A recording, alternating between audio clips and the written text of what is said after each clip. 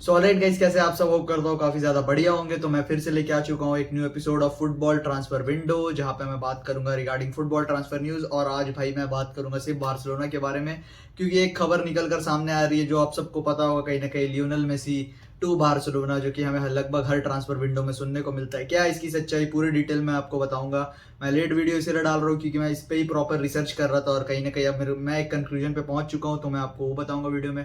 साथ ही बात करेंगे निको विलियम्स के न्यूज के बारे में कि क्या चल रहा है क्या नहीं, और उसके बाद बात करेंगे बार्सिलोना 1:1 के कितने करीब है। तो बिना किसी देरी के वीडियो को स्टार्ट करना चाहूंगा। इससे पहले एक छोटी सी रिक्वेस्ट है भाई कि प्लीज चैनल को सब्सक्राइब कर दो, वीडियो को लाइक कर दो, शेयर कर दो ज्यादा ज्यादा, और एक प्यार से कमेंट कर दो, मैं डेफिनेटली रिप्लाई कर दूंगा। तो चलिए बिना किसी देरी के वीडियो को स्टार्ट करते हैं। तो भाई as of all you know कि भाई ये वीडियो आपने थंबनेल अगर देखा है, आपने कैप्शन पढ़ी है वीडियो की, तो आप उसके कारण ही आए होंगे। तो जी हाँ दोस्तों, आपको यहाँ पे पूरी न्यूज मिलेगी लियोनेल मेसी टू बार्सिलोना की सच्चाई की, और कहीं ना कहीं डेफिनेटली मैं बात करूंगा इस न्यूज के बारे में। तो इस न्यूज को मैं कवर कर दूं तो भाई सबसे पहले इंटर मियामी और पीएसजी का मैच था, ठीक है। हम सब ने मैच देखा। लियोनेल मेसी ने सेकंड हाफ में कहीं ना कहीं, फर्स्ट हाफ उनका काफी ज्यादा ऑफ था, सेकंड हाफ में लियोनेल मेसी बहुत सारे चांसेस क्रिएट किए कहीं ना कहीं, पर at the end of the day उनके टीममेट उनके आधे के बराबर के केपेबल नहीं है। लुइस सुआरेस अब काफी ज्यादा वो चांसेस मिस करने लगे। Luis Suarez is not Luis Suarez what he used to be in his prime days. तो भाई डेफिनेटली उसके बाद अब रिपोर्ट निकल कर ये सामने आ रही कि Lionel Messi is unhappy with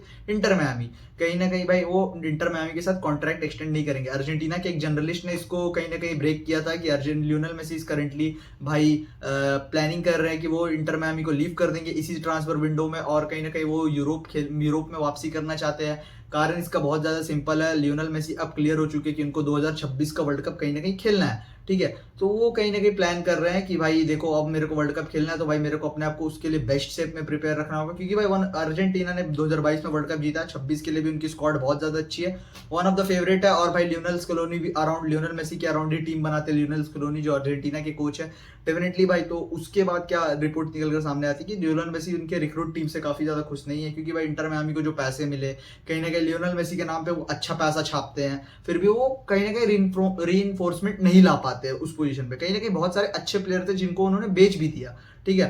तो लियोनेल मेसी इस सब चीज से खुश नहीं थे, और इंटर मियामी की परफॉर्मेंस के बाद आफ्टर क्लब वर्ल्ड कप, और भाई जैसे पीएसजी ने धोया पहले हाफ में, सेकंड हाफ में कहीं ना कहीं पीएसजी ने भी शटर गिरा दिया था और उतना अटैक नहीं कर रहे थे, वरना इंटर मियामी की हालत और ज्यादा खराब हो सकती थी। Could be the score line 6-7 कुछ भी हो सकता था, ठीक है। तो उसके बाद लियोनेल मेसी कहीं ना कहीं नाखुश है कहीं ना कहीं इंटर मियामी की मैनेजमेंट से, और वो डेफिनेटली चाह रहे हैं कि भाई अब मेरे को इस क्लब में नहीं रहना, मेरे को 2026 का वर्ल्ड कप के लिए प्रिपेयर करना। और मैं प्रिपेयर कहाँ कर पाऊंगा?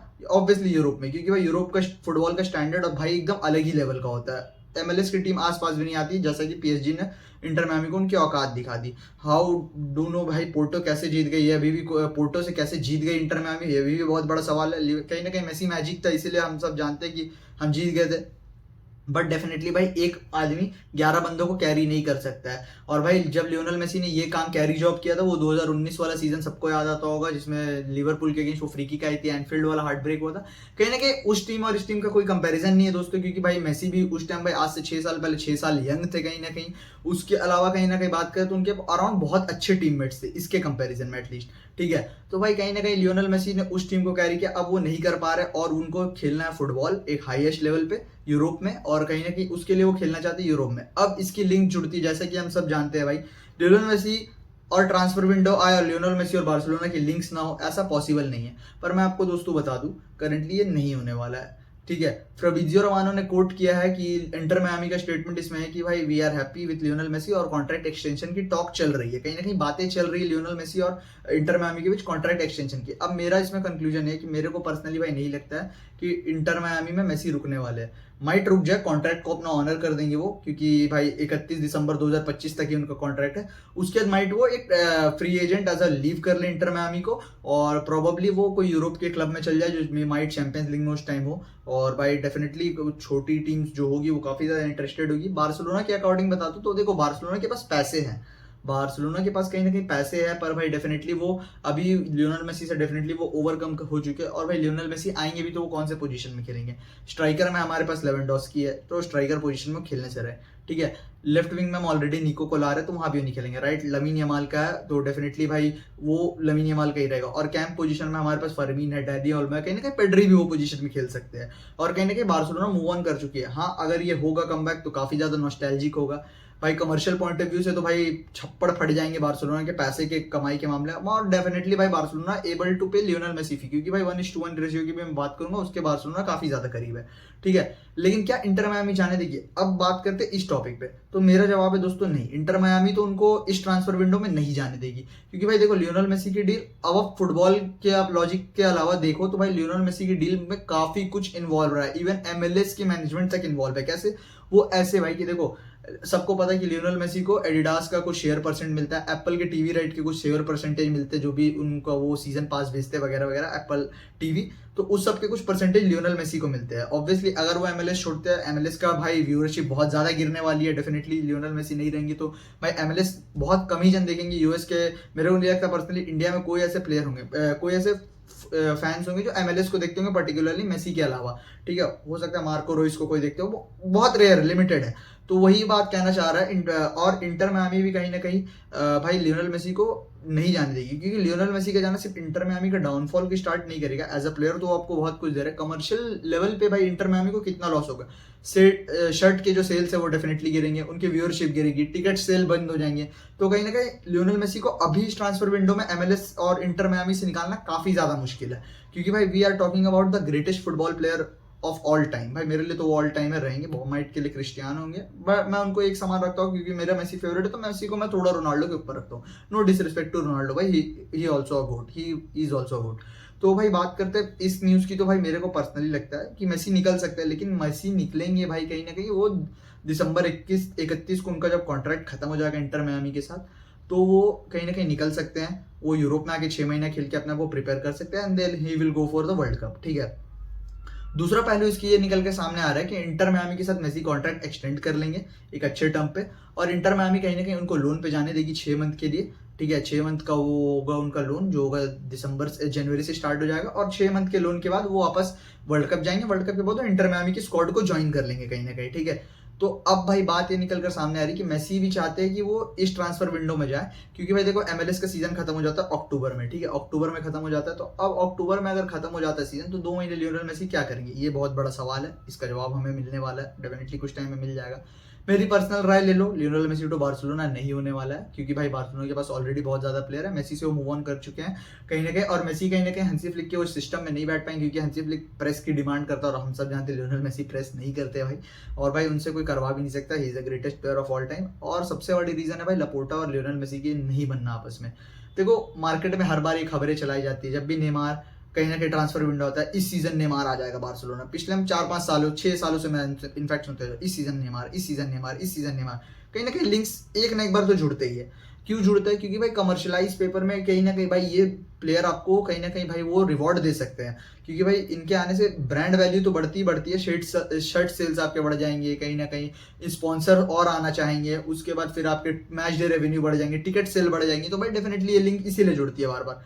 पर भाई मेरे को पर्सनली लगता है ये नहीं होने वाला, तो ख्याली पुलाव मत बनाओ दोस्तों, क्योंकि भाई लियोनेल मेसी जाएंगे भी तो किसी और क्लब में जाएंगे, माइट कोई भी होस्ट टाइम राउंड ऑफ 16 में शायद में माइट पोर्टुगल की कोई लीग की कोई क्लब हो, या माइट कोई भी हो सकता है, अभी अभी इसमें कुछ कह नहीं सकते, बेनफिका वगैरह भी हो सकते हैं। तो देखो अभी क्या होता है, अभी बहुत लंबी कहानी है, हमें बने रहना है।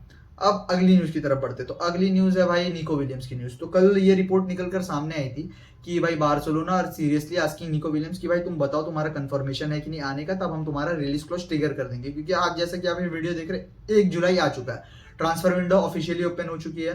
तो अगर निको विलियम्स ग्रीन लाइट दे देते हैं तो भाई कहीं ना कहीं आज या कल या परसों 3 दिन के अंदर उनका रिलीज क्लॉज ट्रिगर कर दिया जाएगा। और दूसरी तरफ एक और रिपोर्ट निकलकर सामने आई थी कि निको विलियम्स और उनके एजेंट्स कहीं ना कहीं अब गारंटी मांग रहे हैं बार्सिलोना से, क्योंकि भाई एथलेटिक बिल्बाओ ने, मेरे को लगता है पर्सनली कि ला लीगा ने जो उनको डॉक्यूमेंट्स दिए होंगे, उन्होंने निको विलियम्स और उनके एजेंट्स को दिखा होंगे कि देखो बार्सिलोना हैवी लॉसेस में, जो भी वगैरह वगैरह बोल सकते हैं, 1:1 में नहीं है, तुमको रजिस्टर्ड नहीं कर पाएंगे, तुम साइन भी कर लोगे तो भाई तुम नहीं खेलोगे। तो ये डाउट कहीं ना कहीं निको विलियम्स के माइंड में पैदा हो चुका है। तो इसको बार्सिलोना को बस अब दूर करना है, ट्रिगर करना है रिलीज क्लॉज, और निको विलियम हमारे प्लेयर हो सकते हैं, ठीक है। दूसरी रिपोर्ट, एक और रिपोर्ट निकलकर सामने आ रही है कि भाई निको विलियम्स तो इंटरेस्टेड है, बार्सिलोना भी इंटरेस्टेड है। ये सब रिपोर्ट निकलकर सामने आ रही है कि निको विलियम्स की एजेंट ने भाई गारंटी मांगी है, अश्योरेंस मांगा है कहीं ना कहीं कि भाई हमको रजिस्ट्रेशन की अश्योरेंस दो। वो सब भाई कहीं ना कहीं एथलेटिक बिल्बाओ या भाई एंटी बार्सा प्रेस की तरफ से चलाए जा रहे हैं, ताकि एक माहौल क्रिएट हो जाए। और एक और न्यूज निकलकर सामने आ रही है कि बार्सा बोर्ड में एक टॉप मेंबर है, कहीं ना कहीं एक टॉप मेंबर है जो निको विलियम्स को उतना ज्यादा पसंद नहीं करता है, वो उसकी प्रेफरेंस है लुइस डियाज, तो माइट वो न्यूज चला रहा हो। तो भाई अभी कुछ कहना ना ऑलमोस्ट इम्पॉसिबल है, अगर आप आगे अपडेट आएगी I will definitely let you know, ठीक है। ये थी निको विलियम्स के रिगार्डिंग न्यूज। अब बात करते हैं बार्सिलोना की 1:1 की। तो भाई देखो रिपोर्ट्स निकल कर ये सामने आ रही कि बार्सिलोना सिर्फ 8 मिलियन दूर है भाई 1:1 के।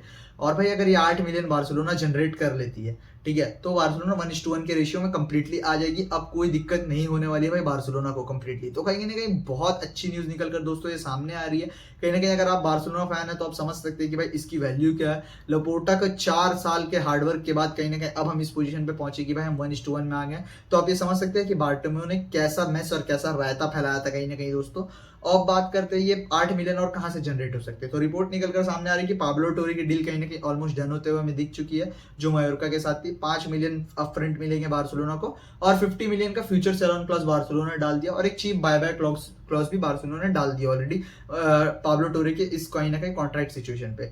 अब इस पे दोस्तों मैं यही कहना चाहूंगा कि देखो ये ऐसा प्लेयर पर मैं चाहता था बार्सिलोना में सक्सेस करे, पर नहीं कर पा रहा है डेफिनेटली अनफॉर्चुनेट, क्योंकि भाई वो जो पोजीशन में खेलता है उसमें हमारे पास भाई और पहले से डैनी ओल्मो है, फरमीन है, पेड्री है, बहुत सारे प्लेयर है कहीं ना कहीं। तो भाई अनफॉर्चुनेटली पाब्लो टोरे का ये कहीं ना कहीं नहीं बन पाया इस बार। और भाई बाकी के जो पैसे की बात हो रही है तो भाई वो डेफिनेटली भाई वो कहा जा रहा है कि फ्रैंकी डियोंग का कॉन्ट्रैक्ट रिन्यूअल जैसी कंप्लीट हो जाएगा फ्रैंकी डियोंग का, वो बार्सिलोना 8 मिलियन अचीव कर लेगी और 1:1 के रेशियो में आ जाएगी।